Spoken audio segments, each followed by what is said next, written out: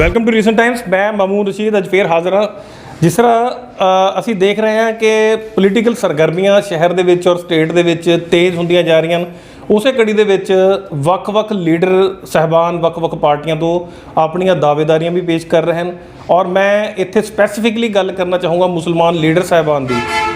ਅਸੀਂ ਅੱਜ ਗੱਲ ਕਰਾਂਗੇ ਸਿਰਫ ਮੁਸਲਿਮ ਕਮਿਊਨਿਟੀ ਦੀ ਡਿਵੈਲਪਮੈਂਟ ਦੀ, ਔਰ ਅਸੀਂ ਗੱਲ ਕਰਾਂਗੇ ਮੁਸਲਮਾਨਾਂ ਦੇ ਪਛੜੇਪਨ ਦੀ ਕਿ ਪੰਜਾਬ ਦੇ ਵਿੱਚ ਜੋ ਮੁਸਲਮਾਨ ਵਸ ਰਹੇ ਨੇ ਉਹਨਾਂ ਦੇ ਪਛੜੇਪਨ ਦਾ ਕੀ ਕਾਰਨ ਰਿਹਾ, ਉਹਨਾਂ ਨੂੰ ਫਾਈਂਡ ਆਊਟ ਕਰਨ ਦੀ ਕੋਸ਼ਿਸ਼ ਕਰਾਂਗੇ ਵਜ੍ਹਾ ਜਾਣਨ ਦੀ। ਔਰ ਅੱਜ ਸਾਡੇ ਨਾਲ ਸਟੂਡੀਓ ਦੇ ਵਿੱਚ ਜੋ ਦੋ ਮਹਿਮਾਨ ਹਾਜ਼ਰ ਨੇ, ਇੱਕ ਮੁਬੀਨ ਫਾਰੂਕੀ ਸਾਹਿਬ ਮੁਸਲਿਮ ਫੈਡਰੇਸ਼ਨ ਆਫ ਪੰਜਾਬ ਦੇ ਜੋ ਪ੍ਰੈਜ਼ੀਡੈਂਟ ਹੈ ਔਰ ਵੱਖ-ਵੱਖ ਸਟੇਜਾਂ ਦੇ ਉੱਪਰ ਵੱਖ-ਵੱਖ ਤਰ੍ਹਾਂ ਦੇ ਨਾਲ ਸਮਾਜ ਸੇਵਾ ਕਰਦੇ, ਤੁਸੀਂ ਇਹਨਾਂ ਨੂੰ ਦੇਖਿਆ ਹੋਵੇਗਾ। ਅੱਜ ਇੱਕ ਹੋਰ ਜੋ ਮਹਿਮਾਨ ਸਾਡੇ ਨਾਲ ਜੁੜੇ ਨੇ ਉਹ ਅਰਫਾਤ ਖਾਨ ਸਾਹਿਬ, ਜੋ ਸਾਬਕਾ ਜ਼ਿਲ੍ਹਾ ਪ੍ਰਧਾਨ ਮੁਸਲਿਮ ਵਿੰਗ ਸ਼੍ਰੋਮਣੀ ਅਕਾਲੀ ਦਲ। ਆਪਾਂ ਗੱਲ ਕਰਾਂਗੇ ਨਾ ਦੋਨੋਂ ਮਹਿਮਾਨਾਂ ਦੇ ਨਾਲ ਔਰ ਜਾਣਾਂਗੇ ਇਹਨਾਂ ਦੇ ਵਿਚਾਰ, ਸਾਡੇ ਕੁਐਸਚਨ ਔਰ ਇਹਨਾਂ ਦੇ ਆਨਸਰ। ਆਓ ਮਿਲਵਾਉਂਦੇ ਹਾਂ ਤੁਹਾਨੂੰ। ਸਭ ਤੋਂ ਪਹਿਲਾਂ ਆਪਾਂ ਚੱਲਦੇ ਹਾਂ ਅਰਫਾਤ ਖਾਨ ਸਾਹਿਬ ਦੇ ਗੱਲ। ਅਰਫਾਤ ਜੀ, ਵੈਲਕਮ ਤੁਹਾਡਾ ਸਾਡੇ ਚੈਨਲ ਰੀਸੈਂਟ ਟਾਈਮ ਦੇ ਵਿੱਚ। अस्सलाम वालेकुम। ਸਭ ਤੋਂ ਪਹਿਲਾਂ ਤਾਂ ਤੁਹਾਡਾ ਸਭ ਦਾ ਬਹੁਤ ਬਹੁਤ ਸ਼ੁਕਰੀਆ ਜਿਹੜਾ ਤੁਸੀਂ ਸਾਨੂੰ ਇਸ ਲਾਇਕ ਸਮਝਿਆ ਤੁਹਾਡੇ ਨਾਲ ਗੱਲ ਕਰੀਏ। ਬਹੁਤ ਬਹੁਤ ਸ਼ੁਕਰੀਆ ਜੀ। ਅਰਫਾਤ ਸਾਹਿਬ, ਤੁਸੀਂ ਮਲੇਰਕੋਟਲੇ ਦੇ ਵਿੱਚ ਸਿਆਸਤ ਨੂੰ ਬੜੀ ਨੇੜੇ ਤੋਂ ਦੇਖਿਆ ਔਰ ਉਸ ਤੋਂ ਬਾਅਦ ਤੁਸੀਂ ਕੈਨੇਡਾ ਗਏ ਔਰ ਉਸ ਤੋਂ ਬਾਅਦ ਜਿੰਨਾ ਕਿ ਤੁਸੀਂ ਵਿਚਰੇ ਹੋ, ਕੀ ਤੁਹਾਨੂੰ ਲੱਗਦਾ ਹੈ ਕਿ ਕਿਤੇ ਨਾ ਕਿਤੇ ਪੰਜਾਬ ਦਾ ਮੁਸਲਮਾਨ ਸਿਆਸੀ ਤੌਰ 'ਤੇ ਕਮਜ਼ੋਰ ਹੈ? ਜੇ ਕਮਜ਼ੋਰ ਹੈ ਤਾਂ ਉਹ ਕਮਜ਼ੋਰੀ ਕਿਉਂ ਰਹੀ? ਦੇਖੋ, ਜਿਹੜੀ ਸਾਡੀ ਕੌਮ ਦੀ ਸਭ ਤੋਂ ਵੱਡੀ ਜਿਹੜੀ ਮਤਲਬ ਆਪਾਂ ਕਹਿ ਦਈਏ ਬਦਕਿਸਮਤੀ ਰਹੀ ਹੈ, ਉਹ ਇਹ ਰਹੀ ਹੈ ਕਿ ਸਾਡੀ ਕੌਮ ਕਦੇ ਵੀ ਇਕਜੁੱਟ ਨਹੀਂ ਹੋਈ ਕਿ ਅਸੀਂ ਇਕਜੁੱਟ ਹੋ ਕੇ, ਚਾਹੇ ਹਿੰਦੁਸਤਾਨ ਲੈਵਲ 'ਤੇ ਦੇਖ ਲਈਏ, ਚਾਹੇ ਪੰਜਾਬ ਲੈਵਲ 'ਤੇ ਦੇਖ ਲਈਏ, ਚਾਹੇ ਮਲੇਰਕੋਟਲਾ ਲੈਵਲ 'ਤੇ ਵੀ ਦੇਖ ਲਈਏ, ਅਸੀਂ ਕਿਸੇ ਨਾ ਕਿਤੇ ਵੰਡੇ ਰਹਿਣੇ ਆ ਇੱਕ, ਹੈ ਨਾ। ਅਤੇ ਉਹਦਾ ਕਾਰਨ ਪਤਾ ਨਹੀਂ ਹੁਣ ਕੀ ਹੈ। ਸਾਡੀ ਕਿਸਮਤ ਹੀ ਜੀ ਕਹਿ ਦਈਏ, ਕਿਸਮਤ 'ਚ ਇਹ ਹੈ, ਪਰ ਇਹ ਇੱਕ ਬਹੁਤ ਵੱਡਾ ਰੀਜ਼ਨ ਹੈ ਕਿ ਅਸੀਂ ਇਕਜੁੱਟ ਨਹੀਂ ਹੈਗੇ, ਹੈ ਨਾ। ਅਤੇ ਅਸੀਂ 20% 25% ਦੇ ਕਰੀਬ ਆਬਾਦੀ ਹੋ ਕੇ ਹਿੰਦੁਸਤਾਨ ਦੇ ਵਿੱਚ ਵੀ ਅਸੀਂ ਆਪਣੇ ਆਪ ਨੂੰ ਹਮੇਸ਼ਾ ਕਾਂਗਰਸ ਨੇ ਸਾਨੂੰ ਮਤਲਬ ਵੋਟ ਬੈਂਕ ਸਮਝ ਕੇ ਯੂਜ਼ ਕਰਕੇ ਡਰਾ ਕੇ ਹਮੇਸ਼ਾ ਸਾਤੋਂ ਵੋਟਾਂ ਲਈਆਂ ਨੇ।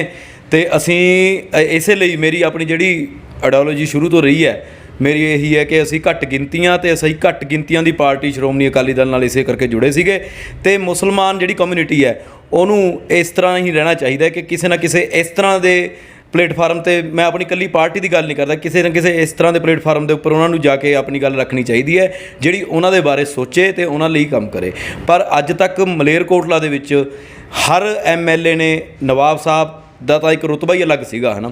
ਉਸ ਤੋਂ ਬਾਅਦ ਹਰ MLA ਨੇ ਜਿੰਨੇ ਕੁ ਜੋਗੇ ਸੀਗੇ ਉਹਨਾਂ ਨੇ ਆਪਣਾ ਯੋਗਦਾਨ ਪਾਇਆ, ਪਰ ਉਹ ਯੋਗਦਾਨ ਇੰਨਾ ਜ਼ਿਆਦਾ ਨਹੀਂ ਰਿਹਾ ਕਿ ਸਾਡੀ ਤਕਦੀਰ ਜਿਹੜੀ ਮੁਸਲਮਾਨਾਂ ਦੀ, ਨੌਜਵਾਨਾਂ ਦੀ ਤਕਦੀਰ ਹੈ ਉਹਨੂੰ ਬਦਲ ਸਕੇ। ਇਸ ਲਈ ਸਾਨੂੰ ਲੋੜ ਹੈ ਇਕੱਠੇ ਹੋ ਕੇ ਇੱਕ ਇਸ ਤਰ੍ਹਾਂ ਦਾ ਬਦਲਾਅ ਲੈ ਕੇ ਆਉਣ ਦੀ, ਇੱਕ ਐਸਾ ਧੜੱਲੇਦਾਰ ਲੀਡਰ ਲੈ ਕੇ ਆਉਣ ਦੀ ਜਿਹੜਾ ਲੀਡਰ ਸਾਡੇ ਕੌਮ ਦੀ ਆਵਾਜ਼ ਡਟ ਕੇ ਪਾਰਲੀਮੈਂਟ 'ਚ ਜਾਂ ਅਸੈਂਬਲੀ ਦੇ ਵਿੱਚ ਜਾ ਕੇ ਰੱਖੇ, ਤਾਂ ਕਿ ਸਾਡੇ ਜਿਹੜੇ ਮਸਲੇ ਨੇ ਉਹ ਹੱਲ ਹੋ ਸਕਣ। ਜੀ, ਸੇਮ ਕੁਐਸਚਨ ਦੇ ਨਾਲ ਅਸੀਂ ਚੱਲਦੇ ਹਾਂ ਮੁਬੀਨ ਫਾਰੂਕੀ ਸਾਹਿਬ ਤੋਂ ਕੋਲ ਔਰ ਪੁੱਛਦੇ ਹਾਂ ਕਿ ਉਹਨਾਂ ਦਾ ਕੀ ਵਿਚਾਰ ਹੈ, ਉਹ ਕੀ ਸੋਚਦੇ ਨੇ ਇਸ ਪੁਆਇੰਟ ਆਫ ਵਿਊ 'ਤੇ। ਸਰ, ਸਿਆਸੀ ਤੌਰ ਦੇ ਉੱਪਰ ਜੋ ਗੱਲ ਕੀਤੀ ਮੈਂ ਉਹੀ ਗੱਲ ਤੁਹਾਡੇ ਨਾਲ ਕਰਾਂਗੇ। ਪਹਿਲਾਂ ਤਾਂ ਵੈਲਕਮ ਕਰੂੰਗਾ ਤੁਹਾਡਾ ਸਾਡੇ ਚੈਨਲ। Thank you.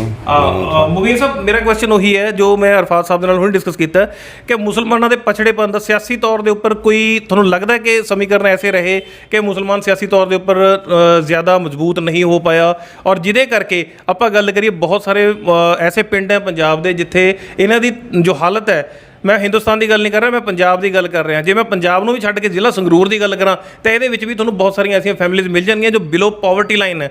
ਤਾਂ ਉਹਨਾਂ ਦੇ ਉੱਪਰ, ਉਹਨਾਂ ਦੀ ਡਿਵੈਲਪਮੈਂਟ ਦੇ ਉੱਪਰ ਹੁਣ ਤੱਕ ਕੰਮ ਕਿਉਂ ਨਹੀਂ ਹੋਇਆ? ਤੁਹਾਡਾ ਬਹੁਤ ਅੱਛਾ ਕੁਐਸਚਨ ਹੈ ਔਰ ਮੈਂ ਸਭ ਤੋਂ ਪਹਿਲਾਂ ਤੁਹਾਡਾ ਧਿਆਨ ਦਿਲਾਊਂਗਾ ਕਿ 1947 ਤੋਂ ਪਹਿਲਾਂ ਜਿਹੜੀ ਪੰਜਾਬ ਐਂਡ ਹਰਿਆਣਾ ਜਦੋਂ ਇਕੱਠਾ ਹੀ ਸੀ, ਤਾਂ ਉਸ ਟਾਈਮ ਜਿਹੜੀ ਪੋਪੂਲੇਸ਼ਨ ਸੀਗੀ ਇੱਥੇ ਮੁਸਲਿਮ ਦੀ 33% ਸੀਗੀ, ਜੋ ਕਿ ਜਦੋਂ 1947 ਦੇ ਵਿੱਚ ਵੰਡ ਹੋਈ ਤਾਂ ਇੱਥੋਂ 96% ਜਿਹੜੇ ਮੁਸਲਿਮ ਸੀਗੇ ਇੱਥੋਂ ਮਾਈਗ੍ਰੇਟ ਕਰਕੇ ਪਾਕਿਸਤਾਨ ਚਲੇ ਗਏ। ਉਹਦੇ ਵਿੱਚ ਜਿਹੜਾ ਵੱਡਾ ਇੱਕ ਤਬਕਾ ਸੀਗਾ ਉਹ ਸੀ ਜਿਹੜੇ ਵੈਲ ਐਜੂਕੇਟਿਡ ਬੰਦੇ ਸੀਗੇ, ਜਿਹਨੂੰ ਆਪਾਂ ਕਰੀਮ ਕਹਿ ਸਕਦੇ ਹਾਂ ਮੁਸਲਮਾਨਾਂ ਦੀ। ਤਾਂ ਉਹ ਜਦੋਂ ਇੱਥੋਂ ਛੱਡ ਕੇ ਚਲੇ ਗਏ ਤਾਂ ਜਿਹੜੇ ਇੱਥੇ ਗਰੀਬ ਬੰਦੇ ਜ਼ਿਆਦਾਤਰ ਰਹਿ ਗਏ, ਜਿਨ੍ਹਾਂ ਨੂੰ ਐਜੂਕੇਸ਼ਨਲ ਤੌਰ ਦੇ ਉੱਪਰ ਵੀ ਜਿਹੜੇ ਪਿਛੜੇ ਹੋਏ ਸੀਗੇ, ਉਹਨਾਂ ਨੂੰ ਪਹਿਲਾਂ ਤਾਂ ਇਹੀ ਨਹੀਂ ਪਤਾ ਲੱਗਿਆ ਕਈ ਦਸ਼ਕਾਂ ਤੱਕ ਕਿ ਅਸੀਂ ਕਿਵੇਂ ਅੱਗੇ ਕਿਵੇਂ ਵੱਧ ਸਕਦੇ ਹਾਂ, ਆਪਣੇ ਬੱਚਿਆਂ ਨੂੰ ਕਿਵੇਂ ਐਜੂਕੇਟ ਕਰ ਸਕਦੇ ਹਾਂ। ਉਹਨਾਂ ਨੂੰ ਸਿੱਖਿਅਕ ਅਦਾਰਿਆਂ ਦੀ ਵੈਲਿਊ ਨਹੀਂ ਪਤਾ ਸੀਗੀ, ਉਹਨਾਂ ਨੂੰ ਆਪਣੇ ਸਰਕਾਰੀ ਨੌਕਰੀਆਂ ਦੇ ਵਿੱਚ ਕਿਵੇਂ ਜਾਣਾ ਉਹਦੇ ਬਾਰੇ ਨਹੀਂ ਪਤਾ ਸੀਗਾ, ਉਹਨਾਂ ਨੂੰ ਕਿਸ ਤਰੀਕੇ ਨਾਲ ਸਰਕਾਰੀ ਜਿਹੜੀਆਂ ਸਕੀਮਾਂ ਨੇ ਉਹਨਾਂ ਦਾ ਲਾਭ ਲੈਣਾ ਉਹਦੇ ਬਾਰੇ ਨਹੀਂ ਪਤਾ ਸੀਗਾ। ਇਹ ਚੀਜ਼ਾਂ ਦੀ ਇੱਕ ਸਾਨੂੰ ਬਹੁਤ ਬੜੀ ਸੱਟ ਸਾਡੇ 'ਤੇ ਲੱਗੀ ਹੈ। ਔਰ ਜਿਹੜਾ ਇੱਕ ਤੁਸੀਂ ਦੇਖਿਆ ਹੋਊਗਾ ਕਿ 30 ਨਵੰਬਰ 2006 ਨੂੰ ਇੱਕ ਕਮੇਟੀ ਦੀ ਰਿਪੋਰਟ ਸਬਮਿਟ ਹੁੰਦੀ ਹੈ ਪਾਰਲੀਮੈਂਟ ਦੇ ਵਿੱਚ, ਜਿਹਨੂੰ ਸੱਚਰ ਕਮੇਟੀ ਦੀ ਰਿਪੋਰਟ ਕਿਹਾ ਜਾਂਦਾ।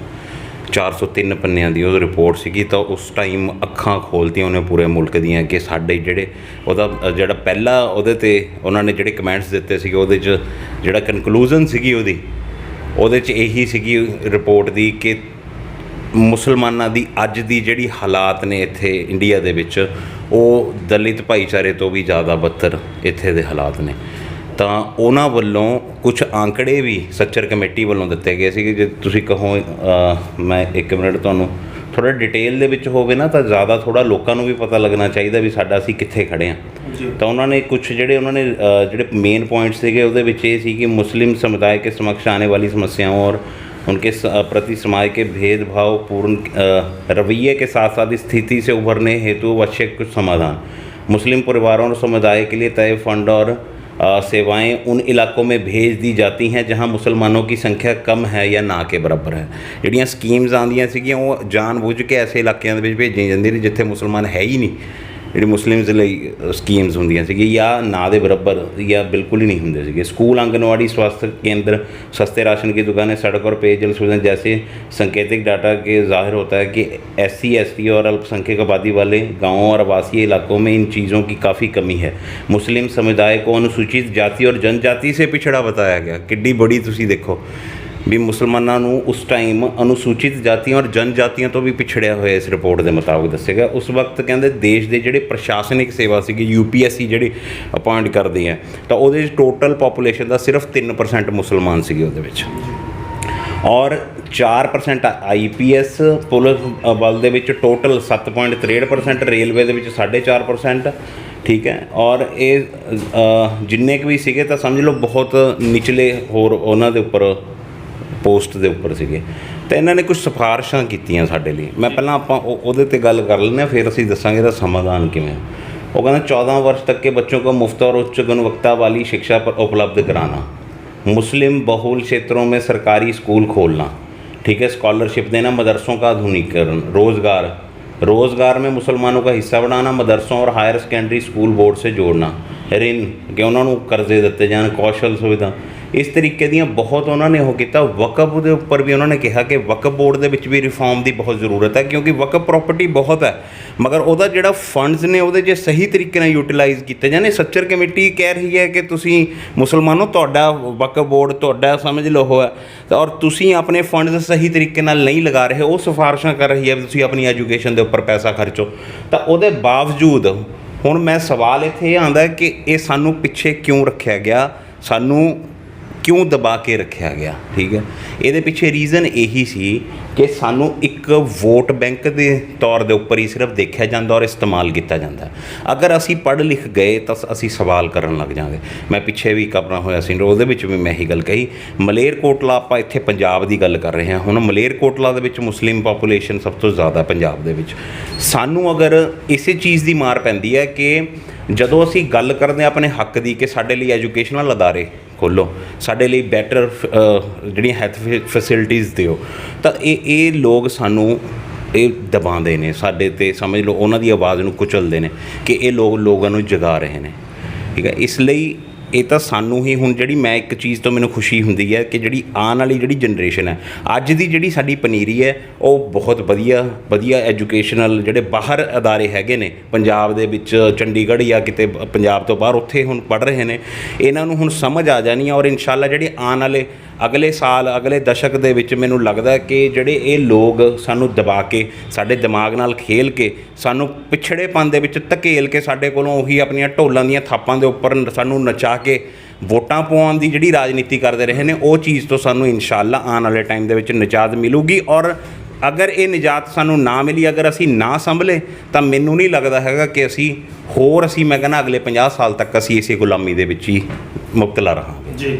ਸ਼ੁਕਰੀਆ ਜੀ। ਮੁਬੀਨ ਸਾਹਿਬ ਆਪਣੀ ਗੱਲ ਰੱਖ ਰਹੇ ਸੀ ਔਰ ਬੜੇ ਅੱਛੇ ਢੰਗ ਦੇ ਨਾਲ ਇਹਨਾਂ ਨੇ ਗੱਲਬਾਤ ਕੀਤੀ। ਸੱਚਰ ਕਮੇਟੀ ਦੀ ਜੋ ਰਿਪੋਰਟ ਹੈ ਉਹਦੇ ਉੱਪਰ ਵੀ ਥੋੜੀ ਰੋਸ਼ਨੀ ਪਾਈ ਹੈ, ਸਾਡਾ ਧਿਆਨ ਦਿਵਾਇਆ ਔਰ ਸਾਨੂੰ ਜੋ ਰਿਪੋਰਟ ਕਹਿੰਦੀ ਹੈ ਉਹ ਆંકੜੇ ਦੇਖ ਕੇ ਵੀ ਤੁਹਾਨੂੰ ਖੁਦ ਮਹਿਸੂਸ ਹੋਇਆ ਹੋਊਗਾ ਕਿ ਕਿੱਡੀ ਬੜੀ ਮਤਲਬ ਗੱਲ ਕਹੀ ਗਈ ਹੈ। ਆਪਾਂ ਚੱਲਦੇ ਹਾਂ ਅਰਫਾਤ ਸਾਹਿਬ ਦੇ ਕੋਲ, ਪੁੱਛਦੇ ਹਾਂ ਉਹਨਾਂ ਨੂੰ ਕਿ ਸੱਚਰ ਕਮੇਟੀ ਦੀ ਜੋ ਰਿਪੋਰਟ ਜਿਹਦੇ ਬਾਰੇ ਡਿਸਕਸ਼ਨ ਕੀਤੀ ਹੈ ਐਡਵੋਕੇਟ ਮੁਬੀਨ ਫਾਰੂਕੀ ਸਾਹਿਬ ਨੇ, ਕਿ ਉਹਦੇ ਤੇ ਇਹਨਾਂ ਦਾ ਕੀ ਓਪੀਨੀਅਨ ਹੈ। ਅਰਫਾਤ ਸਾਹਿਬ, ਮੇਰਾ ਇੱਕ ਕੁਐਸਚਨ ਹੈ ਤੁਹਾਡੇ ਤੋਂ ਕਿ ਸੱਚਰ ਕਮੇਟੀ ਦੀ ਜੋ ਰਿਪੋਰਟ ਹੈ 2006 'ਚ ਪੇਸ਼ ਹੋ ਗਈ ਔਰ ਤੁਸੀਂ ਇੱਕ ਪਾਰਟ ਰਹੇ ਹੋ ਸ਼੍ਰੋਮਣੀ ਅਕਾਲੀ ਦਲ ਗਵਰਨਮੈਂਟ ਦਾ, ਤੁਸੀਂ ਪਾਰਟੀ ਨੂੰ ਸਪੋਰਟ ਕਰਦੇ ਹੋ, ਬਹੁਤ ਅੱਛੇ ਸਪੋਰਟਰ ਰਹੇ ਹੋ, ਡੈਜ਼ਿਗਨੇਟਡ ਰਹੇ ਹੋ। ਸਰ ਤੁਸੀਂ ਮੈਨੂੰ ਇਹ ਦੱਸੋ ਕਿ ਤੁਸੀਂ ਇਸ ਚੀਜ਼ ਨੂੰ ਐਗਜ਼ੀਕਿਊਟ ਕਿਉਂ ਨਹੀਂ ਕਰਵਾ ਪਾਏ? ਸਰ ਪਹਿਲਾਂ ਤਾਂ ਗੱਲ ਇਹ ਹੈ ਕਿ ਤੁਸੀਂ ਇਸ ਬਾਤ ਨੂੰ ਇਹ ਸਮਝੋ ਕਿ ਇਹ ਜਿਹੜੀ ਰਿਪੋਰਟ ਹੈ 2006 ਦੇ ਵਿੱਚ ਤੁਸੀਂ ਕਹਿ ਰਹੇ ਹੋ ਕਿ ਆਈ ਹੈ ਨਾ, 2006 ਦੇ ਵਿੱਚ ਮਲੇਰਕੋਟਲਾ ਦੇ ਵਿੱਚ MLA ਕੌਣ ਸੀਗੀ? 2006 ਦੇ ਵਿੱਚ ਮਲੇਰਕੋਟਲਾ ਦੀ MLA ਅੱਜ ਵਾਲੀ ਆਪਣੇ MLA ਸਾਹਿਬ ਸੀਗੇ, ਇਹਨਾਂ ਦੀ ਉਹ ਗਵਰਨਮੈਂਟ ਸੀਗੀ ਸੈਂਟਰ ਦੇ ਵਿੱਚ, ਠੀਕ ਹੈ ਨਾ। ਤੇ ਇਹਨਾਂ ਨੇ ਜਦੋਂ ਇਹ ਰਿਪੋਰਟ ਆਈ ਹੈ, ਇਹਨਾਂ ਕੋਲ ਤਾਂ ਬਹੁਤ ਚੰਗਾ ਇਹ ਇੱਕ ਗੋਲਡਨ ਅਪਰਚੁਨਿਟੀ ਸੀਗੀ, ਇਹਨਾਂ ਨੇ ਇਸ ਗੱਲ ਨੂੰ ਨਹੀਂ ਗੌਰਿਆ, ਨਾ ਇਹਦੇ ਉੱਪਰ ਪਹਿਰਾ ਦਿੱਤਾ ਠੋਕ ਕੇ। ਜੇ ਠੋਕ ਕੇ ਉਸ ਟਾਈਮ ਪਹਿਰਾ ਦਿੰਦੇ ਤਾਂ ਬਹੁਤ ਕੁਝ ਹੋ ਸਕਦਾ ਸੀਗਾ, ਠੀਕ ਹੈ।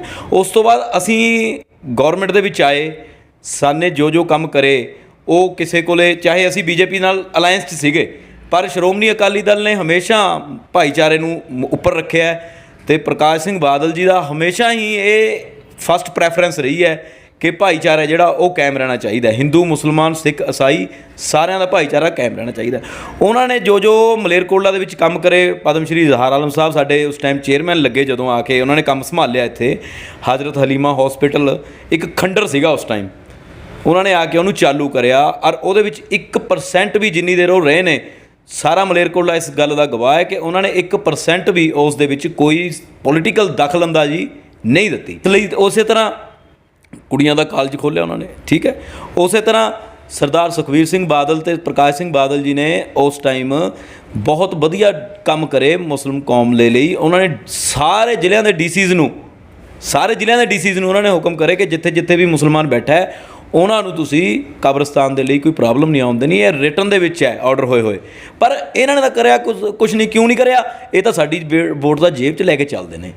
ਇਹ ਕਹਿੰਦੇ ਨੇ ਕਿ ਮੁਸਲਮਾਨ ਤਾਂ ਸਾਡੀ ਵੋਟ ਹੈ, ਕਿਉਂ?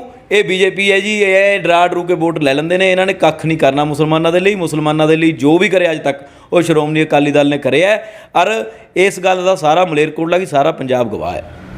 ਅਰਫਾਤ ਸਾਹਿਬ ਦੇਖੋ, ਇੱਕ ਗੱਲ ਹੈ, ਮੈਂ ਤੁਹਾਡੇ ਨਾਲ ਇੱਕ ਗੱਲ ਦੇ ਵਿੱਚ ਜਿਹੜੀ ਸਹਿਮਤੀ ਨਹੀਂ ਜਤਾਊਂਗਾ। ਸਿਰਫ ਔਰ ਸਿਰਫ ਕਬਰਸਤਾਨ ਦੇਣ ਦੇ ਨਾਲ ਜਾਂ ਕਬਰਸਤਾਨਾਂ ਵਾਸਤੇ ਜਗ੍ਹਾ ਦੇਣ ਦੇ ਨਾਲ ਮੁਸਲਮਾਨ ਕੌਮ ਦਾ ਭਲਾ ਨਹੀਂ ਹੋਣ ਲੱਗਿਆ, ਨਾ ਮੁਸਲਮਾਨਾਂ ਦੀ ਡਿਵੈਲਪਮੈਂਟ ਹੋਣ ਲੱਗੀ ਹੈ। ਮੈਂ ਇੱਕ ਗੱਲ ਪੁੱਛਦਾ ਕਿ ਮੁਸਲਮਾਨਾਂ ਦੀ ਓਵਰਆਲ ਡਿਵੈਲਪਮੈਂਟ ਵਾਸਤੇ ਅਕਾਲੀ ਦਲ, ਚਲੋ ਠੀਕ ਹੈ, ਜੋ ਹੋਇਆ ਪਹਿਲਾਂ ਸੋ ਹੋਇਆ, ਹੁਣ ਕੀ ਪਲਾਨ ਹੋਣਗੇ, ਕੀ ਲੱਗਦਾ ਤੁਹਾਨੂੰ?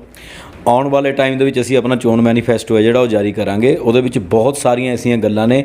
ਸਭ ਤੋਂ ਵੱਡੀ ਗੱਲ ਇਹ ਹੈ ਕਿ ਪੰਜਾਬ ਵਕਫ ਬੋਰਡ ਦੀ ਆਪਾਂ ਗੱਲ ਕਰਦੇ ਹਾਂ। ਹੁਣ ਪੰਜਾਬ ਵਕਫ ਬੋਰਡ ਇੱਕ ਐਸੇ ਲੋਕਾਂ ਨੂੰ ਸੰਭਾਲ ਦਿੱਤਾ ਜਾਂਦਾ ਹੈ ਜਿਹੜੇ ਲੋਕਾਂ ਨੂੰ ਕੋਈ ਤਜਰਬਾ ਨਹੀਂ, ਠੀਕ ਹੈ, ਜਿਹੜੇ ਲੋਕ ਕੋਈ ਕਿਸੇ ਫੀਲਡ ਦੇ ਵਿੱਚ ਹੈ, ਕੋਈ ਕਿਸੇ ਫੀਲਡ ਦੇ ਵਿੱਚ ਹੈ। ਮੈਂ ਕਿਸੇ ਲੀਡਰ ਦਾ ਨਜ਼ਦੀਕੀ ਹਾਂ, ਮੈਨੂੰ ਚੱਕ ਕੇ ਮੈਂਬਰ ਲਾ ਦਿੰਦੇ ਨੇ, ਉਹਨਾਂ ਵਿੱਚੋਂ ਹੀ ਫਿਰ ਚੇਅਰਮੈਨ ਬਣਾ ਦਿੰਦੇ ਨੇ ਨਾ। ਅਸੀਂ SGPC ਨੂੰ ਦੇਖੋ, ਸਿੱਖਾਂ ਦੀ ਸਰਮੌਰ ਜਥੇਬੰਦੀ ਹੈ SGPC, ਜਿਹੜੀ ਕਿ ਪੂਰੇ ਦੁਨੀਆ ਦੇ ਵਿੱਚ ਕੰਮ ਕਰਦੀ ਹੈ। ਚਲੋ ਅਸੀਂ ਉਹਦਾ 5% 10% ਤਾਂ ਹੋਵਾਂਗੇ, ਵਕਫ ਬੋਰਡ ਕੋਲ ਇੰਨਾ ਰੈਵਨਿਊ ਤਾਂ ਹੋਊਗਾ ਵੀ 5-10% SGPC ਦੇ ਜਿੰਨਾ ਰੈਵਨਿਊ ਹੋਊਗਾ, ਪਰ ਅਸੀਂ ਉਹਨੂੰ ਲੋਕਾਂ ਦੇ ਵਿੱਚ ਡਿਲੀਵਰ ਨਹੀਂ ਕਰ ਸਕੇ ਕਿਉਂਕਿ ਸਾਡੇ ਕੋਲ ਚੁਣੇ ਹੋਏ ਨੁਮਾਇੰਦੇ ਨਹੀਂ ਹੁੰਦੇ, ਸਾਡੇ ਕੋਲ ਪਰਚੀ ਨਾਲ ਨਿਕਲੇ ਹੋਏ ਨੁਮਾਇੰਦੇ ਹੁੰਦੇ ਨੇ। ਅਸੀਂ ਜੇ ਚੁਣੇ ਹੋਏ ਨੁਮਾਇੰਦਿਆਂ ਦੇ ਨਾਲ ਵਕਫ ਬੋਰਡ ਨੂੰ ਲਿਆਵਾਂਗੇ ਤਾਂ ਉਹਦੇ ਵਿੱਚ ਕੀ ਹੋਊਗਾ? ਇੱਕ ਤਾਂ ਇਹ ਹੋਊਗਾ ਕਿ ਲੋਕ ਵੋਟ ਪਾ ਕੇ ਉਹਨਾਂ ਨੂੰ ਇਲੈਕਟ ਕਰਨਗੇ, ਹੈ ਨਾ, ਅਤੇ ਉਹਨਾਂ ਨੂੰ ਵੀ ਹੋਊਗਾ ਕਿ ਅਸੀਂ ਕੰਮ ਕਰਾਂਗੇ ਤਾਂ ਅੱਗੇ ਨੂੰ ਇਲੈਕਟ ਹੋਵਾਂਗੇ। ਪਰਚੀ ਜੋ ਤਾਂ ਮੈਂ ਸੁਖਬੀਰ ਸਿੰਘ ਬਾਦਲ ਨਾਲ ਨੇੜੇ ਦਾ ਜਾਂ ਮੈਨੂੰ ਪਰਚੀ ਨਿਕਲ ਜੂ, ਮੇਰਾ ਨਾਮ ਨਿਕਲ ਜੂਗਾ, ਉਹਨਾਂ ਨੂੰ ਕੀ, ਉਸ ਬੰਦੇ ਨੂੰ ਕੀ ਅੰਦਰੋਂ ਕੀ ਹੋਊਗਾ ਕਿ ਉਹਨੂੰ ਪਤਾ ਹੈ ਕਿ ਮੈਂ ਰਹਿਣਾ 5 ਸਾਲ ਬਾਅਦ ਕੋਈ ਹੋਰ ਲੀਡਰ ਦਾ ਆ ਜਾਣਾ, ਉਹਨੇ ਆਪਣੇ ਬੰਦੇ ਲਾ ਦੇਣੇ ਨੇ।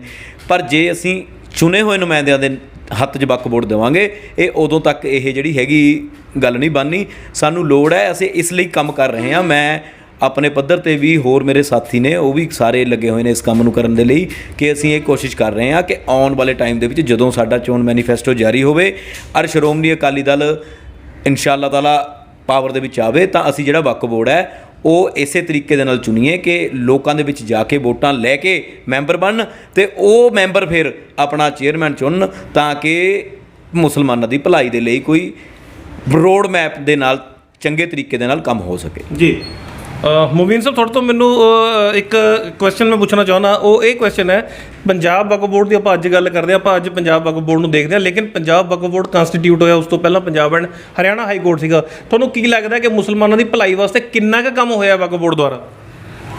ਦੇਖੋ, ਪੰਜਾਬ ਵਕਫ ਬੋਰਡ ਜਦੋਂ ਤੋਂ ਅਲੱਗ ਹੋਇਆ ਪੰਜਾਬ ਦਾ, ਆਈ ਥਿੰਕ 2003 ਦੇ ਵਿੱਚ ਇਹਨਾਂ ਨੇ ਅਲੱਗ ਕੀਤਾ ਪੰਜਾਬ ਤੇ ਹਰਿਆਣਾ ਦੇ। ਜੀ।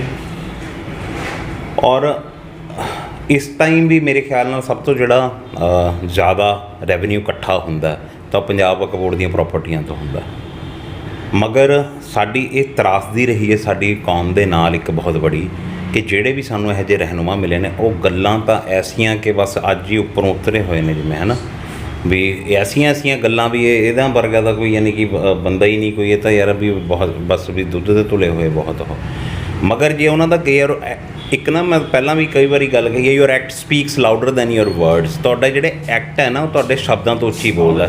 ਤੁਸੀਂ ਬਹੁਤ ਵਧੀਆ ਇੱਕ ਐਕਟਰ ਹੋ ਸਕਦੇ ਹੋ, ਤੁਸੀਂ ਬਹੁਤ ਵਧੀਆ ਸਟੇਜ 'ਤੇ ਖੜ੍ਹ ਕੇ ਡਾਇਲੋਗ ਮਾਰ ਸਕਦੇ ਹੋ, ਇਮੋਸ਼ਨਲ ਕਰ ਸਕਦੇ ਹੋ ਤੁਸੀਂ ਲੋਕਾਂ ਨੂੰ, ਮਗਰ ਤੁਹਾਡੇ ਜਿਹੜੇ ਕੀਤੇ ਹੋਏ ਕੰਮ ਨੇ ਉਹ ਤੁਸੀਂ ਲਾਸਟ 3 ਮਹੀਨੇ ਪਹਿਲਾਂ ਆ ਕੇ ਤੁਸੀਂ ਹੁਣ ਇੱਥੇ, ਠੀਕ ਹੈ, ਅਗਰ ਅਸੀਂ ਇਹ ਕਹਿ ਦਿੰਦੇ ਹਾਂ ਵੀ ਹਾਂ ਜੀ ਅਸੀਂ ਪੈਨਸ਼ਨਾਂ 1000 ਰੁਪਇਆ ਕਰ ਦਾਂਗੇ ਅਸੀਂ, ਉਹ ਜਿਹੜੀਆਂ ਵਿਚਾਰੀਆਂ ਬਜ਼ੁਰਗ ਔਰਤਾਂ, ਠੀਕ ਹੈ, ਇੰਨੀ ਦੂਰ ਜਾਂਦੀਆਂ ਰਹੀਆਂ ਨੇ, ਕੋਈ ਕਿਲੋ ਤੋਂ ਕਿਸੇ ਨੇ ਜਾਣਾ, ਉਹ ਸਕੂਲ ਦੇ ਵਿੱਚ ਲਾ ਦਿੰਦੇ ਸੀਗੇ 300 ਰੁਪਈਆ ਉਹਦੀ ਪੈਨਸ਼ਨ ਆ ਵਿਚਾਰੀ, 150 ਰੁਪਇਆ ਉਹਦਾ ਰਿਕਸ਼ੇ ਦਾ ਲੱਗ ਜਾਂਦਾ ਸੀਗਾ। ਤਾਂ ਉਹ ਤੁਸੀਂ ਕਿੱਥੇ ਭਰੋਗੇ ਯਾਰ?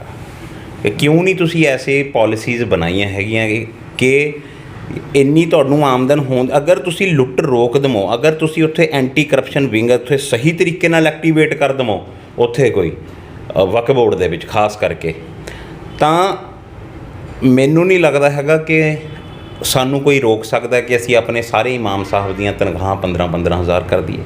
ਸਾਨੂੰ ਨਹੀਂ ਕੋਈ ਰੋਕ ਸਕਦਾ ਕਿ ਅਸੀਂ ਜਿਹੜੀਆਂ ਬੇਵਾਵਾਂ ਨੇ ਸਾਡੀ ਕੌਮ ਦੇ ਵਿੱਚ ਉਹਨਾਂ ਦੀਆਂ ਜਿਹੜੀਆਂ ਪੈਨਸ਼ਨ ਘੱਟੋ ਘੱਟ ਉਹਨਾਂ ਦੀਆਂ 1500 ਤੋਂ 2-2 ਹਜ਼ਾਰ ਕਰੀਏ, ਬੁਢਾਪਾ ਪੈਨਸ਼ਨ ਆਪਾਂ ਉਸ ਹਿਸਾਬ ਨਾਲ ਕਰੀਏ।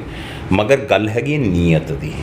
ਸਿਰਫ ਇੱਕ ਲੋਲੀਪੌਪ ਅਗਰ ਆਪਾਂ ਦੇ ਕੇ ਜਾਂ ਲੋਕਾਂ ਨੂੰ ਆਏ ਲਾਲਚ ਦੇ ਕੇ, ਠੀਕ ਹੈ, ਸਿਰਫ ਵੋਟਾਂ ਤੱਕ ਦਾ ਹੀ ਅਗਰ ਆਪਣਾ ਮਕਸਦ ਹੈ, ਫੇਰ ਨਹੀਂ ਇਹ ਕੰਮ ਹੋਣੇ। ਜੇ ਸਹੀ ਨੀਅਤ ਆਪਣੇ ਜਜ਼ਬ ਆਖਰਤ ਨੂੰ ਅਗਰ ਮੱਦੇ ਨਜ਼ਰ ਰੱਖਦੇ ਹੋਏ ਕਿ ਹਾਂ ਮਰਨਾ ਵੀ ਹੈ ਕਦੇ ਆਪਾਂ ਨੇ, ਠੀਕ ਹੈ, ਉਹ ਚੀਜ਼ ਨੂੰ ਅਗਰ ਮੱਦੇ ਨਜ਼ਰ ਰੱਖਦੇ ਹੋਏ ਲੋਕ ਕੰਮ ਕਰਨ, ਤਾਂ ਮੈਨੂੰ ਨਹੀਂ ਲੱਗਦਾ ਕੋਈ ਇਸ ਤਰੀਕੇ ਨਾਲ ਕਿਤੇ ਕਬਰਸਤਾਨਾਂ ਦੇ ਵਿੱਚ ਹੱਡੀਆਂ ਕੱਢ ਕੇ ਬਾਹਰ ਸੁੱਟੀਆਂ ਜਾਣਗੀਆਂ, ਇਸ ਤਰੀਕੇ ਦੇ ਨਾਲ ਕਬਰਸਤਾਨਾਂ ਦੇ ਵਿੱਚ ਮਾਈਨਿੰਗ ਹੋਣਗੀਆਂ, ਠੀਕ ਹੈ, ਔਰ ਇਸ ਤਰੀਕੇ ਦੇ ਨਾਲ ਸਾਡੇ ਕਬਰਸਤਾਨ ਅਲਾਟ ਕੀਤੇ ਜਾਣਗੇ, ਵੇਚੇ ਜਾਣਗੇ, ਠੀਕ ਹੈ, ਦੂਸਰਿਆਂ ਨੂੰ। ਇਸ ਤਰੀਕੇ ਦੇ ਨਾਲ ਸਾਡੀਆਂ ਮਸਜਿਦਾਂ ਦੇ ਵਿੱਚ ਉੱਥੇ ਮੱਝਾਂ ਬੰਨੀਆਂ ਹੋਈਆਂ ਨੇ ਜਿੱਥੇ ਵੀ ਉਹ ਬੇਆਬਾਦ ਰਹਿਣਗੀਆਂ। ਅਗਰ ਨੀਅਤ ਇਹਨਾਂ ਦੀ ਸਹੀ ਹੋਵੇ ਤਾਂ ਸਾਰਾ ਕੁਝ ਹੋ ਸਕਦਾ। ਅਗਰ ਸਿਰਫ ਤੁਹਾਨੂੰ ਬਰਗਲਾਉਣਾ ਹੀ ਹੈ ਲੋਕਾਂ ਨੂੰ ਆ ਕੇ, ਤਾਂ ਉਹਦੇ ਵਾਸਤੇ ਤਾਂ ਤੁਸੀਂ ਜਿੰਨੇ ਮਰਜ਼ੀ ਵਧੀਆ, ਕਿਉਂਕਿ ਲੋਕ ਇੱਥੇ ਵਿਚਾਰੇ, ਮੈਂ ਅੱਲਾਹ ਤੋਂ ਇਹੀ ਸਭ ਤੋਂ ਪਹਿਲਾਂ ਤਾਂ ਦੁਆ ਕਰਦਾ ਕਿ ਯਾ ਅੱਲਾਹ ਜੋ ਇਸ ਕੌਮ ਵਾਸਤੇ ਬਿਹਤਰ ਹੈ ਇਹਨਾਂ ਦੇ ਦਿਮਾਗ ਦੇ ਵਿੱਚ ਪਾ ਦੇ, ਵੀ ਕਿਹੜਾ ਬੰਦਾ ਜਾਂ ਕਿਹੜੇ ਰਹਿਬਰ ਸਾਡੀ ਕੌਮ ਦੇ, ਇਹਨਾਂ ਦੇ ਅੱਖਾਂ ਤੋਂ ਇਹ ਪਰਦਾ ਹਟਾ ਦੇ। ਉਹ ਮੈਂ ਸਵਾਲ ਪੁੱਛਣਾ ਚਾਹੁੰਦਾ, ਉਹ ਮੈਡੀਕਲ ਕਾਲਜ ਦੇ ਵਿੱਚ ਸਾਡੇ ਮੁਸਲਿਮ ਬੱਚਿਆਂ ਦੀ ਕਿੰਨੇ % ਰਿਜ਼ਰਵੇਸ਼ਨ ਹੈ, ਇਹ ਦੱਸੋ? ਕੀ ਹੈ? ਅਗਰ ਉੱਥੇ 200 ਸੀਟ ਹੈ ਤਾਂ 100 ਬੱਚਾ ਸਾਡਾ ਪੜ੍ਹੂਗਾ। ਕਰਦੇ ਹੋ ਕਮਿਟਮੈਂਟ? ਕਰਦਾ ਕੋਈ ਬੰਦਾ ਛਾਤੀ ਠੋਕ ਕੇ ਕਮਿਟਮੈਂਟ ਕਰ ਸਕਦਾ ਕਿ ਹਾਂ 100 ਬੱਚਾ ਅਗਰ 200 ਸੀਟ ਹੋਊਗੀ ਤਾਂ ਮੈਂ ਮੁਸਲਿਮਸ ਨੂੰ ਉੱਥੇ ਕਰਵਾਊਂਗਾ? ਫਿਰ ਸਾਡਾ ਕੀ ਉਹਦੇ 'ਚ ਹੋਇਆ? ਅਗਰ ਮਾਈਨੋਰਿਟੀਜ਼ ਦੇ ਵਿੱਚ ਤਾਂ ਬਹੁਤ ਉਹ ਆਉਂਦੀਆਂ ਨੇ, ਠੀਕ ਹੈ, ਨਾਮ ਸਾਡਾ, ਔਰ ਪਹਿਲਾਂ ਵਾਅਦਾ ਕੀ ਕੀਤਾ ਗਿਆ ਸੀ ਮੁਸਲਿਮ ਮੈਡੀਕਲ ਕਾਲਜ ਦਾ, ਤੁਸੀਂ ਮੈਨੀਫੈਸਟੋ ਕੱਢ ਲਓ, ਮੈਂ ਤੁਹਾਨੂੰ ਕੱਢ ਕੇ ਦਿਖਾ ਦੂੰਗਾ, ਠੀਕ ਹੈ। ਔਰ ਹੁਣ ਮਾਈਨੋਰਿਟੀਜ਼ ਦਾ ਸੈਂਟਰ ਤੋਂ ਲਿਆ ਕੇ ਜਿਹੜੇ ਬੀਜੇਪੀ ਨੂੰ ਗਾਲਾਂ ਕੱਢੀਆਂ ਜਾ ਰਹੀਆਂ ਨੇ ਸਟੇਜਾਂ ਤੋਂ ਖੜ੍ਹ ਕੇ ਮੁਸਲਿਮਸ ਨੂੰ ਪੋਲਰਾਈਜ਼ ਕਰਨ ਵਾਸਤੇ, ਉਹਨਾਂ ਦੀ ਵੋਟ, ਉਹਨਾਂ ਦੀ ਪੈਰ ਫੜ ਕੇ ਅਸੀਂ ਲੈ ਕੇ ਆਏ ਹਾਂ ਉੱਥੋਂ,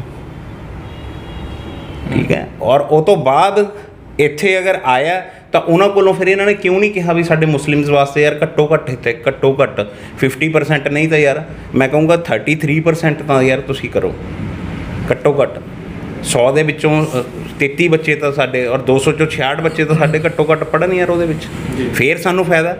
ਉਹ ਮੈਨੇ ਕੁਝ ਬੰਦੇ ਸੁਣੇ ਉਹਨਾਂ ਦੇ ਉਹ ਕਰਦੇ ਹੋਏ, ਉਹ ਕਹਿੰਦੇ ਜੀ ਸਾਨੂੰ ਇੱਥੇ ਰੋਜ਼ਗਾਰ ਪਾਓ, ਸਾਡੇ ਇੱਥੇ ਢਾਬੇ ਖੁੱਲ੍ਹਣੇ ਨੇ ਯਾਰ ਉਹਦੇ ਸਾਹਮਣੇ, ਸਾਨੂੰ ਨਹੀਂ ਐਸੇ ਰੋਜ਼ਗਾਰ, ਸਾਡੇ ਬੱਚੇ ਪੜ੍ਹਾਓ, ਸਾਡੇ ਬੱਚੇ ਅਸੀਂ ਡਾਕਟਰ ਬਣਾਉਣੇ ਨੇ, ਉੱਥੇ ਬਾਹਰ ਉਹਨਾਂ ਦੇ ਢਾਬੇ ਆ, ਉਹਨਾਂ ਦੀ ਰੇਹੜੀਆਂ ਨਹੀਂ ਲਗਾਉਣੀਆਂ ਹੈਗੀਆਂ ਨੇ ਮੈਡੀਕਲ ਕਾਲਜਾਂ ਦੇ ਸਾਹਮਣੇ, ਅਸੀਂ ਪੀਜੀਆਂ ਦੇ ਵਿੱਚ ਨਹੀਂ ਉਹਨਾਂ ਦੇ ਬੱਚਿਆਂ ਨੂੰ, ਠੀਕ ਹੈ, ਰੱਖ ਕੇ ਅਸੀਂ ਆਪਣਾ ਅਮੀਰ ਹੋਣਾ ਹੈਗਾ। ਸਾਡੀ ਕੌਮ ਨੂੰ ਐਜੂਕੇਟ ਕਰੋ, ਉਹ ਆਪਣੇ ਆਪ ਅਮੀਰ ਹੋ ਜਾਊਗੀ, ਉਹ ਆਪਣੇ ਆਪ 10 ਬੱਚਿਆਂ ਨੂੰ ਹੋਰ ਸੋਚੂਗੀ। ਜਿਹੜਾ ਐਜੂਕੇਟਿਡ ਬੰਦਾ ਹੋਊਗਾ ਉਹ ਸੋਚ, ਜਿਹਦੀ ਨੀਅਤ ਸਾਫ਼ ਹੋਊਗੀ, ਸੋਚਾ ਕਿ ਐਸਾ ਬੰਦਾ ਕੋਈ ਐਸਾ ਹੋਵੇ ਜਿਹੜਾ ਹਕੀਕਤ ਦੇ ਵਿੱਚ ਸਾਡਾ ਕੌਮ ਦਾ ਹਮਦਰਦ ਹੋਵੇ, ਔਰ ਜਿਹੜਾ ਐਜੂਕੇਸ਼ਨਲ ਐਸੇ ਅਦਾਰੇ ਨੇ ਉਹਨਾਂ ਵਿੱਚ ਸਾਨੂੰ ਰਿਜ਼ਰਵੇਸ਼ਨ ਲੈ ਕੇ ਦੇਵੇ, ਹੋਰ ਕਿਤੇ ਵੀ ਕੋਈ ਇੰਸਟੀਚਿਊਟ ਨਵਾਂ ਇੱਥੇ ਖੁੱਲ੍ਹਦਾ ਉਹਦੇ ਵਿੱਚ ਵੀ ਸਾਨੂੰ ਰਿਜ਼ਰਵੇਸ਼ਨ ਦਿੱਤੀ ਜਾਵੇ। ਇਹਦੀ ਗੱਲ ਕਰੋ ਤੁਸੀਂ, ਤਾਂ ਅਸੀਂ ਕਹਾਂਗੇ ਸਾਡਾ ਭਲਾ ਹੋਇਆ।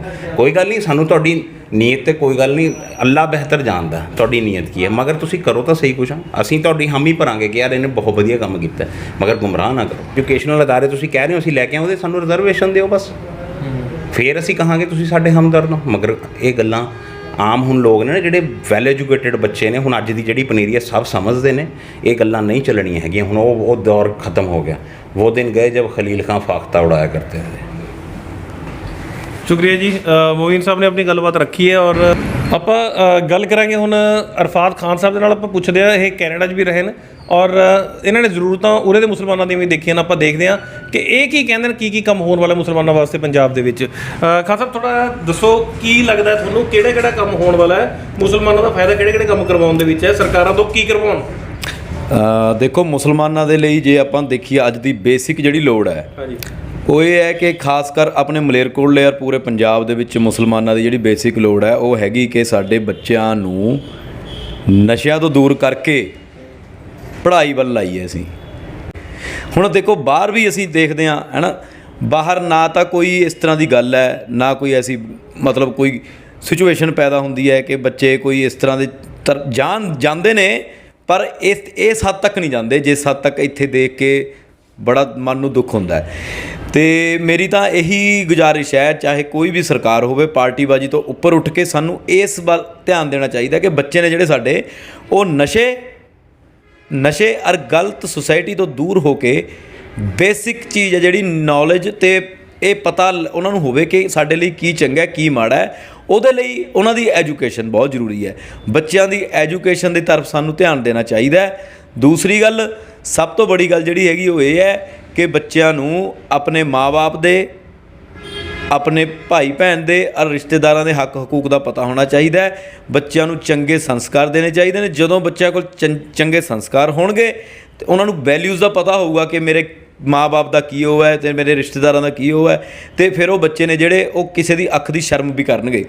ਸਾਡੇ ਲੀਡਰਾਂ ਨੂੰ ਇੱਕੋ ਹੀ ਨਹੀਂ ਕੰਮ ਕਰਨਾ ਚਾਹੀਦਾ ਵੀ ਵੋਟਾਂ ਆ ਗਈਆਂ ਭਾਈ ਕਰ ਲਓ, ਨਾਅਰੇ ਲਾ ਲਓ ਸਾਡੇ, ਚਾਹੇ ਕੋਈ ਵੀ ਪਾਰਟੀ ਹੈ।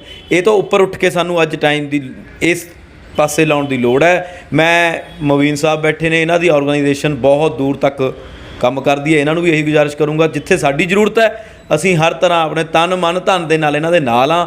ਇਹਨਾਂ ਨੂੰ ਇਸ ਗੱਲ ਕੰਨੀ ਧਿਆਨ ਦੇਣਾ ਚਾਹੀਦਾ। ਬਾਕੀ ਵੋਟਾਂ ਹਰ 5 ਸਾਲ ਬਾਅਦ ਆ ਜਾਂਦੀਆਂ ਨੇ, ਲੋਕ ਜਿੱਤ ਵੀ ਜਾਂਦੇ ਨੇ, ਹਾਰ ਵੀ ਜਾਂਦੇ ਨੇ, ਇਹ ਤਾਂ ਇਸ ਤਰ੍ਹਾਂ ਹੀ ਬਾਜੇ ਵੱਜਦੇ ਰਹਿਣੇ ਨੇ।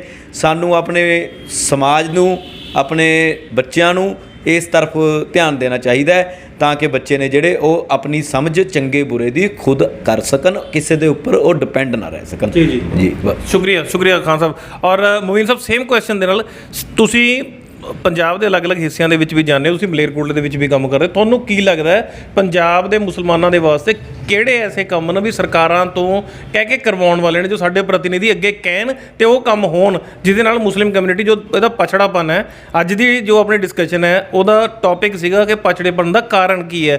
ਅਸੀਂ ਅਗਰ ਕਾਰਨ ਲੱਭਣ ਬੈਠੇ ਹਾਂ ਤਾਂ ਮੈਂ ਉਹ ਕਨਕਲੂਡ ਕਰਨ ਤੋਂ ਪਹਿਲਾਂ ਚਾਹੂੰਗਾ ਕਿ ਉਹ ਕੰਮ ਜੋ ਤੁਹਾਡੇ ਦਿਮਾਗ ਦੇ ਵਿੱਚ ਤੁਹਾਨੂੰ ਲੱਗਦਾ ਵੀ ਇਹ ਹੋਣ ਵਾਲੇ ਨੇ ਮੁਸਲਿਮ ਕਮਿਊਨਿਟੀ ਵਾਸਤੇ, ਉਹ ਕਿਹੜੇ ਨੇ?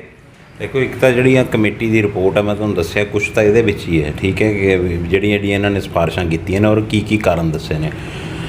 ਤਾਂ ਦੂਸਰਾ ਇਹ ਹੈ ਕਿ ਜਿਹੜੀ ਅੱਜ ਦੀ ਸਾਡੀ ਜ਼ਰੂਰਤ ਹੈ ਉਹ ਹੈਗੀ ਹੈ, ਪਹਿਲਾਂ ਤਾਂ ਰੋਜ਼ਗਾਰ ਜਿਹੜਾ ਮੁਹੱਈਆ ਕਰਾਇਆ ਜਾਵੇ, ਔਰ ਦੂਸਰਾ ਐਜੂਕੇਸ਼ਨ ਸਾਡੇ ਬੱਚਿਆਂ ਨੂੰ।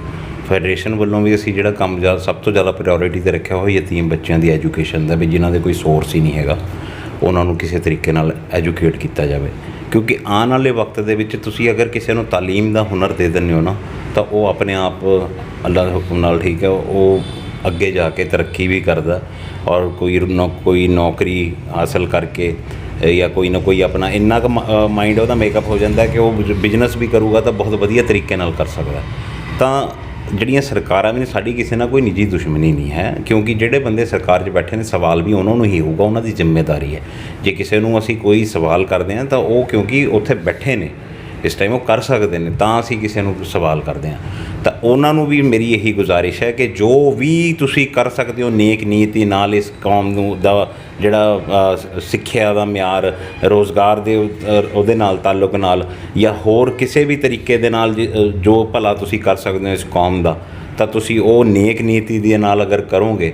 ਔਰ ਬੋਰਡ ਜਿਹੜਾ ਇੱਕ ਬਹੁਤ ਮੇਜਰ ਰੋਲ ਪਲੇ ਕਰਦਾ ਸਾਡੀ ਮੁਸਲਿਮਸ ਦੀ ਡਿਵੈਲਪਮੈਂਟ ਵਾਸਤੇ, ਉਹਨੂੰ ਸਹੀ ਤਰੀਕੇ ਦੇ ਨਾਲ ਉਹਦੇ ਜਿਹੜੇ ਫੰਡਸ ਨੇ ਉਹਨੂੰ ਯੂਟਿਲਾਈਜ਼ ਕੀਤਾ ਜਾਵੇ। ਔਰ ਸਭ ਤੋਂ ਬੜੀ ਜਿਹੜੀ ਗੱਲ ਹੈ ਉੱਥੇ ਕਰਪਸ਼ਨ ਖਤਮ ਕੀਤੀ ਜਾਵੇ ਯਾਰ, ਕਿਉਂਕਿ ਆਏ ਦਿਨ ਅਸੀਂ ਦੇਖਦੇ ਹਾਂ ਕਿਹਨੂੰ ਫੜੀ ਜਾਵਾਂਗੇ। ਹੁਣ ਰੋਜ਼ ਵੀਡੀਓਜ਼ ਪਈਆਂ ਨੇ, ਭਰਿਆ ਪਿਆ ਮੋਬਾਈਲ ਮੇਰਾ, ਕਿਤੇ ਪਿੰਡ ਦੇ ਵਿੱਚ, ਕਦੇ ਕਿਤੇ ਹੁਣੇ ਨਵਾਂ ਕੰਮ ਕਰਨ ਲੱਗੇ ਟ੍ਰੈਂਡ ਇਹਨਾਂ ਨੇ ਉਹ ਕੀਤਾ ਵੀ ਜਿਹਨੂੰ ਲੀਜ਼ 'ਤੇ ਦੇ ਦਿੰਦੇ ਨੇ ਜ਼ਮੀਨਾਂ, ਜਿਹੜੀਆਂ ਖੇਤੀਬਾੜੀ ਵਾਲੀਆਂ ਜ਼ਮੀਨਾਂ ਨੇ, ਮਾਈਨਿੰਗ ਕਰਾਉਣ ਲੱਗੇ ਯਾਰ ਉੱਥੋਂ ਕਈ ਲੱਖ ਦੀ ਮਿੱਟੀ ਚੱਕ ਕੇ ਉੱਥੋਂ ਵੇਚਦੀ। ਉਹ ਕੌਣ ਬੰਦੇ ਜ਼ਿੰਮੇਦਾਰ ਨੇ?